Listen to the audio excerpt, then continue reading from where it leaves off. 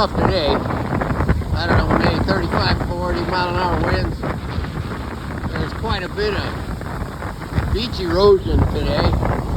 Signs down, barricades gone.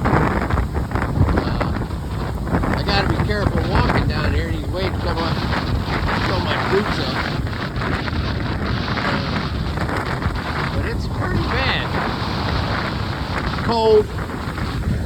The lighthouse pier. You couldn't go out there and fish today, that's for sure. So anyway, I'll get down here a little further and get some more shots of the waves hitting all these walls and rocks down here.